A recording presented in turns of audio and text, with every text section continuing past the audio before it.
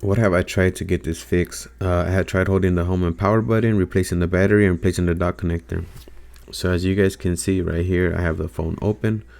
So I've already worked on it. I've replaced the battery and I've replaced the dock connector, which is where the lightning cable goes plugged. So on this side we have the battery connector, and then on the bottom side we have the dock connector, which they are both soldered on. So you have to go ahead and remove that. You can look for videos on doing that. So you have to remove all of this stuff down here when you replace that dock connector. So after I replaced it, it was working for a bit, but once the iPod died again, it wouldn't turn on anymore. So let me show you guys what I did under the microscope.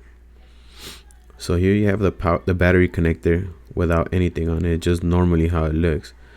What we're gonna do is we're gonna solder some wires onto it. So you're gonna put one in the first one, which is negative, and one in the last one, which is positive.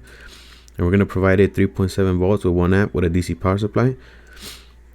So you're gonna connect some alligator clips to the little wires that we soldered on, the black ones to the negative and the red ones to the positive, which is in the bottom. This should automatically turn the iPod on. It's like a jump start that it gives it. And since I haven't found the solution to this problem, I'm just gonna leave the little wires on there and cover them with some Kapton tape, so I can do it again whenever it dies on me. I haven't found the solution to this problem, so once it dies completely, it won't turn back on. But as long as it has some juice in the battery, I can still charge it. If you guys know the solution to the problem, please let me know in the comments. But for now, this is the method I have to use to turn my iPod back on.